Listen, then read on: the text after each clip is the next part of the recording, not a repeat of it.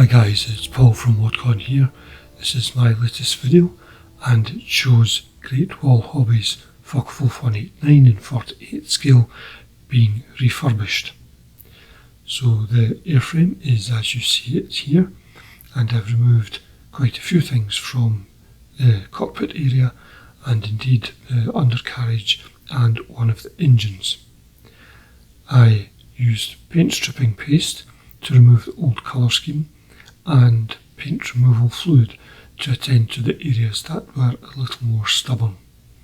So I'm going to leave you to see these first pieces of video and I'll come back to you in due course.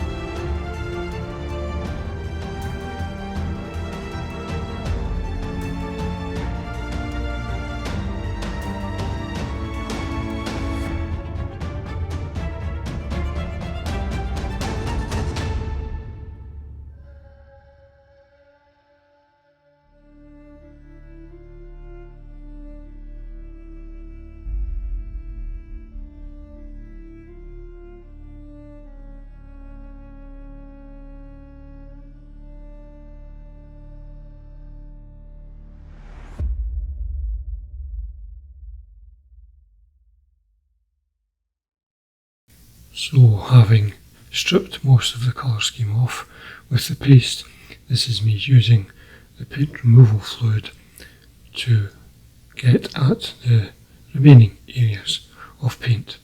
This is quite a slow and ponderous job, but if you leave the paint under a covering of fluid for a few moments and then go back to it, you'll find that it removes really quite easily.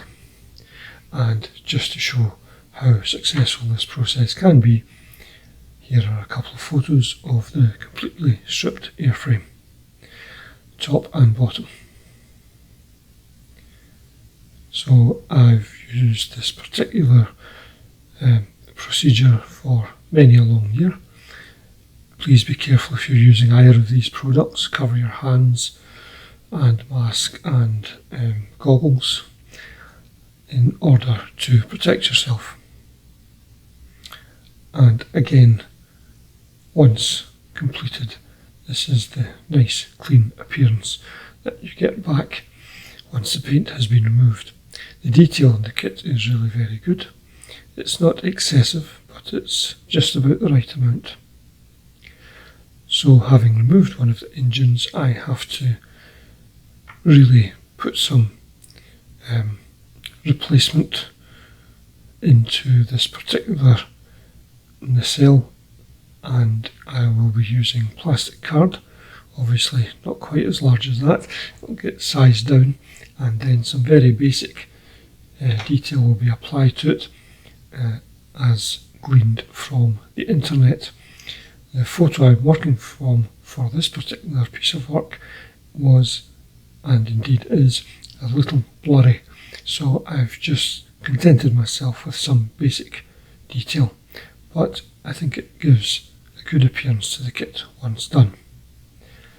So very thin plastic card, just enough to do the job to cover the unsightly join line within this area, which understandably would not have normally been seen had you left engines in place. So this is the reduced size template, and as a test run fits in quite nicely. So once I got this the way I wanted it, I sealed inside edges with crystal clear in order to give it as good an appearance as possible, and moved on from that point. So the next part of the build will be to detail that particular nacelle, and for that purpose I managed to acquire one of these die punch sets and its tray. The tray is a separate item, but these small circular parts come in very handy when you're doing the detail on the bulkhead, as you'll be able to see here. And in the background you can see the rather blurry image that I'm working from, and the top and left sections very broadly and perhaps not very accurately match that area on the photo. So now I'm just doing a very quick dry run to see how things are progressing at this stage, and generally speaking I'm really happy with that. So after a short time I managed to get a coat of paint onto that. At this stage there was still more to add on, but that was attended to in due course. Now again, this is the instrument panel, and on the back I have used the die punch items that I cut out earlier as the rear sections of the instruments, and I then applied very thin fuse wire using super glue to the rear of this piece. I think the addition of the cables looks rather good in the finished model, but you have to be careful. When you are bringing them together, because you have to twist them to draw them all together, and it's quite a delicate task. So just take your time and you should be fine with this. And this is what I'm referring to here. Just hold the instrument panel and the wires carefully in one hand, and a few twists with the other hand should bring the various strands together, and then you can very carefully paint that up as you see fit. And next up after this, a little bit of detail on the tyres for the undercarriage. This was achieved by using oil paint onto the tyre tread.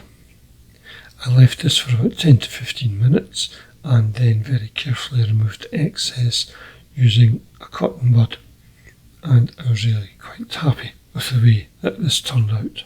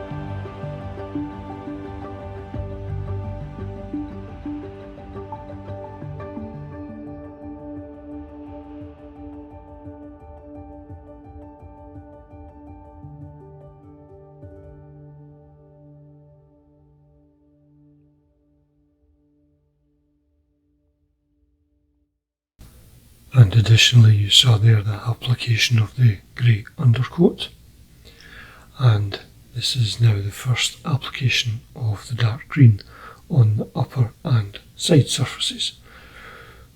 Excuse me. There were, I think it was 2 subsequent applications of this shade before moving on to do the darker green. After this, you'll be able to see the black paint being applied by paintbrush onto the undersides of the aircraft, and this serves as the pre-shading and will be oversprayed largely by pale blue, but also out at the wingtips there will be a very thin white application of paint which serves as a better undercoat for yellow, which was the tactical marking for the eastern front.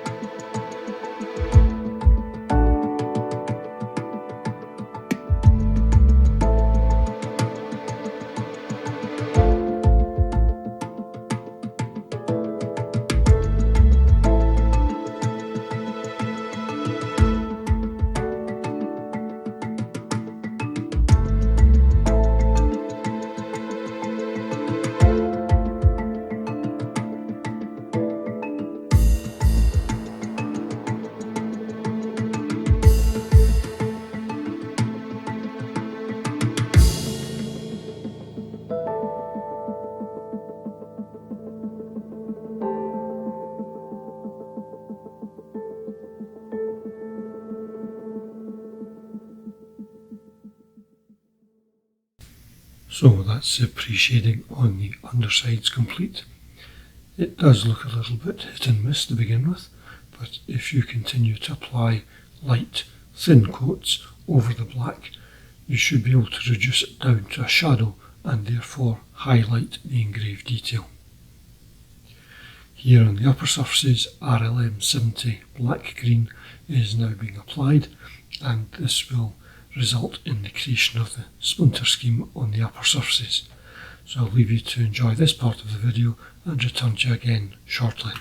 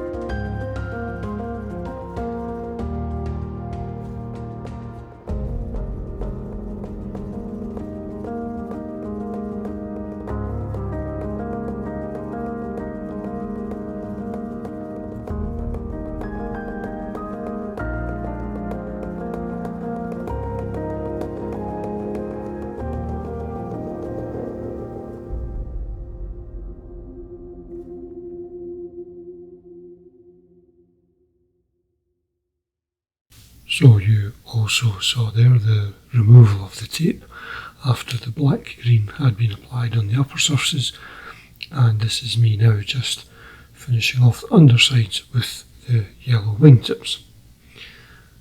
And after a coat of gloss varnish had been applied, it was time to put on the transfers.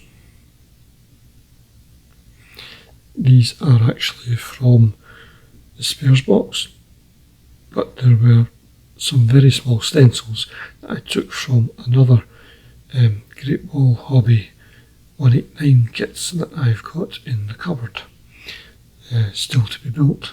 So it's quite helpful to have that second kit on standby.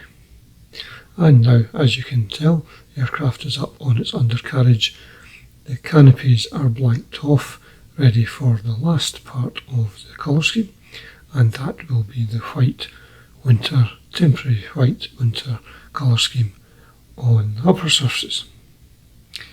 Now, I was remiss in not being able to photograph the application of the white, but you can clearly see it's on the model. And before I applied it, I put random areas of the model under a small coat of mascol, and this is me now removing that to replicate just random areas of paint chipping and wearing, as you would almost certainly have seen on aircraft during a Russian winter. And this is a very delicate and slow process again, so much so that I gave up the tweezers and used a slightly more pointed utensil to remove the rubber coating. It's also very good at doing the canopies. I'm not particularly inclined to use masks. I don't particularly like them, and I find mascol is a good substitute. So guys, that's us coming to the end of this video. Thank you very much for taking time to look in. I hope you've liked my handiwork. I really do like the kit. I think I've brought it up to scratch pretty well. So until the next time, look after yourselves, and I'll catch you then. Cheers, bye.